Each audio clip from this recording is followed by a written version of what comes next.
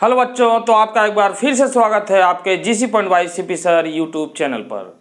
तो बच्चों, कुछ तकनीकी की वजह से ऑनलाइन वीडियो में कुछ प्रॉब्लम हुई है, जिसकी वजह से बच्चे बताए हैं, तो उसको जो है कि कुछ समय बाद सुधार दिया जाएगा। तब तक अपलोड वीडियो आप लोग को दी जा रही जैसे दी जा रही थी।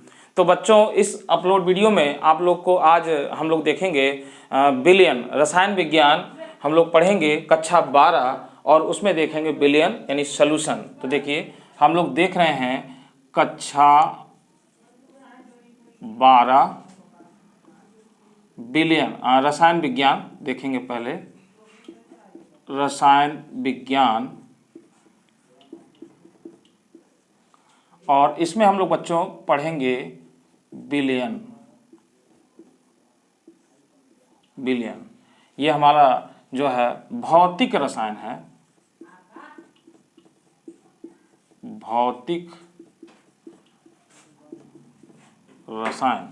तो बच्चों, इसमें हम लोग बात करेंगे जो है बिलियन में सबसे पहले नॉर्मलता के बारे में। नॉर्मलता, तो बच्चों ये नॉर्मलता क्या होता है? तो बिलियन के 1 लीटर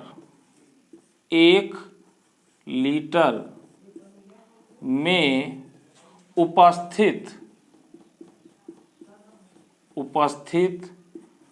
विलेय के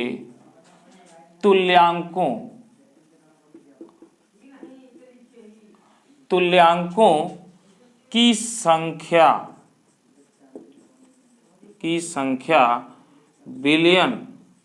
संख्या बिलियन की नॉर्मलता कहलाती है। तो बच्चों, आप देख रहे हैं कि नॉर्मलता की परिभाषा हो गई बिलियन के 1 लीटर में उपस्थित विलेय के तुल्यांकों की संख्या बिलियन की नॉर्मलता कहलाती है। तो बच्चों, इसका फार्मूला बन जाएगा, क्या बन जाएगा? नॉर्मलता बराबर विलेय के तुल्यांकों की संख्या बटे बिलियन का आयतन लीटर में। तो बच्चों, इस तरीके से ये नॉर्मलता का होगा कि विलेय के तुल्यांकों की संख्या बटे बिलियन का आयतन लीटर में। तो बच्चों, इसी का मात्रक हम लोग अगर देखें तो मात्रक हो जाता है तुल्यांक प्रति लीटर। ये इसका मात्रक हो जाता है बच्चों। ये मात्रक हम लोग जब सवाल लगाएंगे तो उसमें लिखेंगे तुल्यांक पर लीटर। अब बच्चों, जो विलेय के तुल्यांकों की संख्या है, इसको भी हम लोग देखते हैं कि क्या होता है।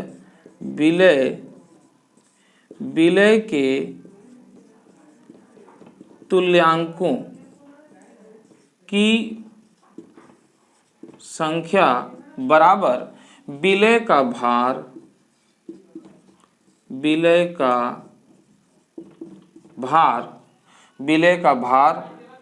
बटे विलेय का तुल्यांकी भार और बटे बिलियन का आयतन लीटर में। तो बच्चों, इस तरीके से ये आपका पूरा निकल कर आता है कि विलेय के तुल्यांकों की संख्या तुल्यांकों की संख्या विलेय का भार बटे विलेय का तुल्यांकी भार। इसको हम लोग इरेज कर दें, ये केवल इतना। तो बच्चों, इसको विलेय के तुल्यांकों की संख्या यानी विलेय का भार बटे विलेय का तुल्यांकी भार, इसको इस पर रखा जाए तो आपको ये पूरा फार्मूला मिलेगा। नॉर्मलता बराबर, अब इसको ऊपर रखा जाए तो ये आ जाएगा विलेय का भार विलय का भार बटे, पूरे का बटे लगाएंगे हम लोग और यहां पर लिखेंगे विलय का तुल्यांकी भार, विलय का तुल्यांकी भार, और ये जो है विलयन का आयतन लीटर में आ जाएगा, गुणे विलयन का आयतन लीटर में, लीटर में,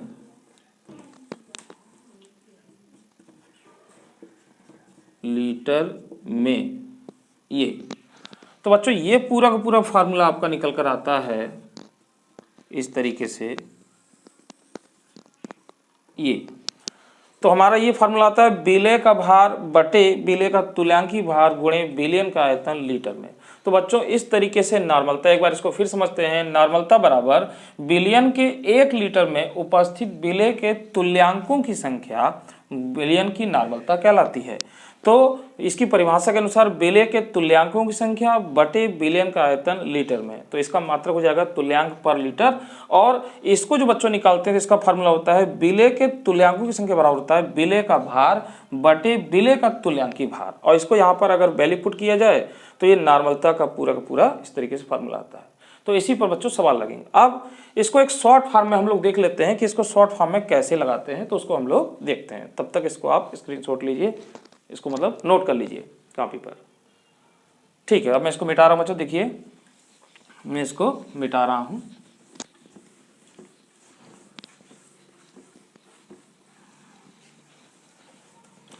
तो बच्चों इसके लिए हम लोग एक फार्मूला यूज करेंगे। क्या काम करेंगे, तो देखिए यहां पर बच्चों हम लोग बात कर रहे हैं जो नॉर्मलता है, नॉर्मलता, इसको बच्चों हम लोग रिप्रेजेंट करेंगे यानी दर्शाएंगे कैपिटल एन से, और यहां पर हम लोग जो तुल्यांकी भार लिख रहे हैं, तुल्यांकी भार, इसको दर्शाएंगे ई से, और यहां पर विलय का भार, विलय का भार, इसको हम लोग दर्शाएंगे डब्ल्यू से। तो और आयतन विलयन, विलयन का आयतन, आयतन जो है इसको भी से, यहाँ ये हो जाएगा लीटर, लीटर या मिलीलीटर में हो सकता है, या मिलीलीटर, मिलीलीटर। तो बच्चों इस तरीके से ये होता है।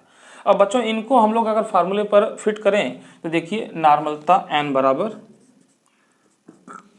तो आपने देखा था विलय का भार, तो विलय का भार हो जाएगा W, और बच्चों ये हो जाएगा विलय का तुल्यांकी भार यानी E गुणे, और ये आपका हो जाएगा विलयन का आयतन लीटर में, तो यहाँ मैं लीटर में लिख देता हूँ। तो बच्चों इस तरीके से आता है n बराबर W अपान, इस तरीके से ये फार्मूला हो जाता है।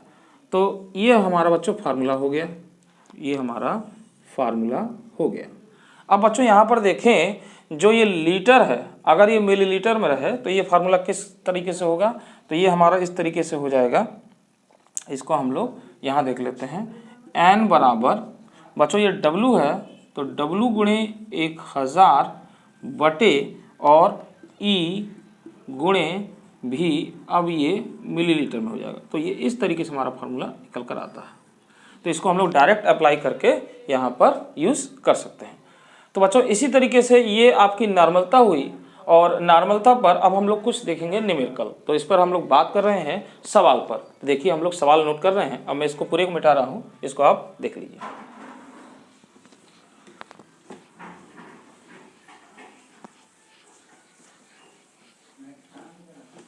तो देखिए बच्चों एक सवाल हम लोग नोट करते हैं। इसमें 4 ग्राम सोडियम को जल में घोलकर, यहाँ पे सवाल हम लिख रहे हैं 4 ग्राम सोडियम, सोडियम को जल में घोलकर विलयन, विलयन का कुल आयतन, कुल आयतन 250 मिलीलीटर कर दिया गया, तो बिलियन की नॉर्मलता बताइए। तो बच्चों इसका कैसे लगेगा हल। तो बच्चों देखिए यहाँ पे 4 ग्राम सोडियम दिया गया है, तो 4 ग्राम सोडियम ये हो जाएगा आपका W का मान, और बच्चों यहाँ पर दिया 250 मिलीलीटर, 250 मिलीलीटर ये हो जाएगा बच्चों V का मान। और तो यहाँ पर देखिए, और जो नॉर्मलता है सोडियम हाइड्रोक्साइड कर लेते हैं बच्चों, यहाँ पर ये पूरा छूट गया, सोडियम हाइड्रोक्साइड, एक मिनट, इसको सोडियम हाइड्रोक्साइड ये है, सोडियम हाइड्रोक्साइड को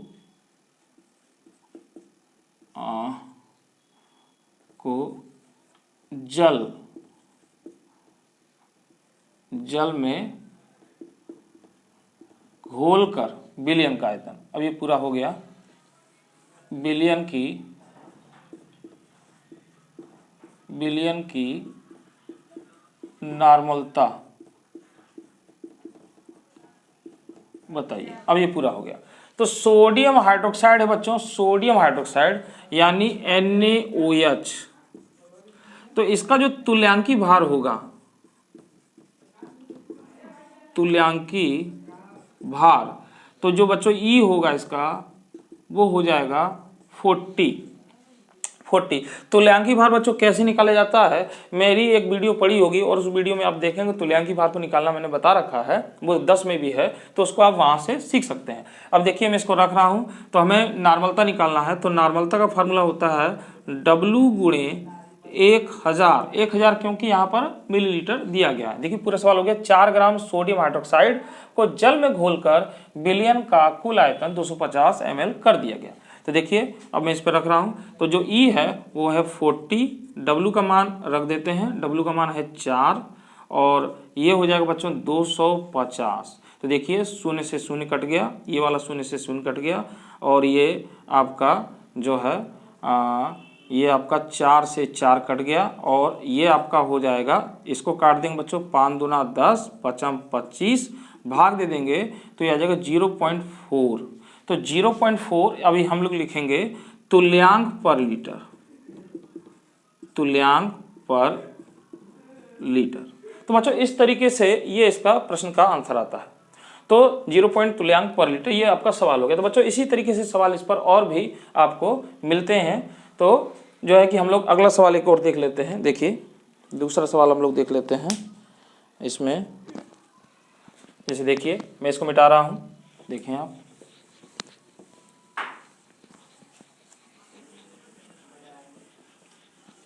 इस पर और सवाल कैसे होगा। देखिए 250 millilitre N/10 sodium carbonate billion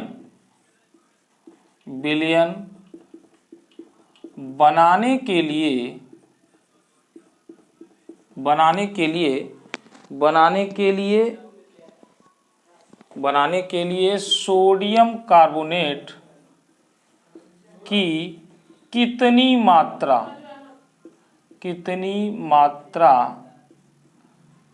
की आवश्यकता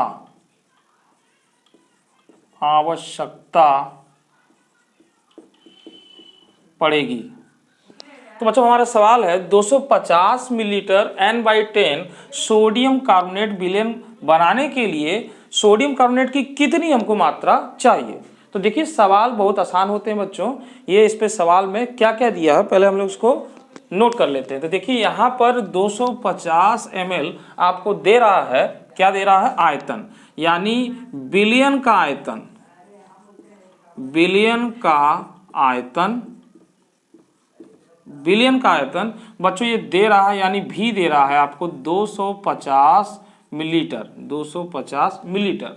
और बच्चों यहाँ पर देखिए जो नॉर्मलता है, जो नॉर्मलता है ये आपको दे रहा है बच्चों n/10, यानी इस तरीके से लिखा हुआ बच्चों। तो इसको हम लोग ऐसे देख सकते हैं, ये 1/10, या इसी को हम लोग लिख सकते हैं 0.1।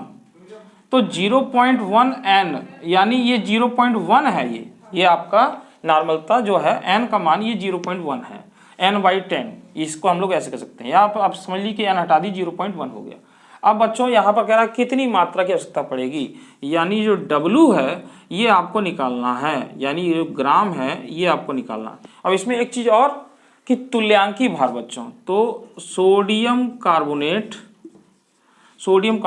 इसका जो तुल्यांकी भार है यानी E, तो बच्चों ये क्या हो जाएगा, इसका देखिए इसका होता है 53। ये मैंने बता रखा है तुल्यांकी भार। इसमें 106 जो इसका आएगा मॉलिक्यूलर वेट यानी MW, ये हो जाएगा 23 × 2 + 12, और यहाँ पर 12 और प्लस 16 × 3, तो ये हो जाएगा 23 × 46 + 12 और ये 48। तो बच्चों ये आ जाएगा आपका 48 × 2 = 50, 60, 60 और 46 106, और 106 में 2 का भाग लगाएंगे तो ये आ जाएगा 53। तो देखिए 53 इसका मॉलिक्यूलर वेट होता है। अब हम लोग सारा चीज़ अप्लाई कर लेते हैं। तो हमको निकालना क्या बच्चों, W। तो देखिए फार्मूला आपका है n बराबर W × 1000 बटे E × V और मिलीलीटर। तो बच्चों हमको W निकालना है, तो इसको इधर मल्टीप्लाई कर दें। तो ये आपका देखिए W बराबर क्या हो जाएगा, N × आपका E × V मिलीलीटर, मिलीलीटर, और बटे में आपका क्या आ जाएगा, इसका हमने गुणा किया तो ये आपका जाएगा 1000 बटे में आ जाएगा। अब इसको हम लोग सॉल्व कर लेते हैं। तो मैं इसको मिटा रहा हूँ बच्चों, इसको मैं मिटा रहा हूँ यहाँ पर, इसको मैं लिख देता हूँ केवल, ये आपका हो जाएगा 53।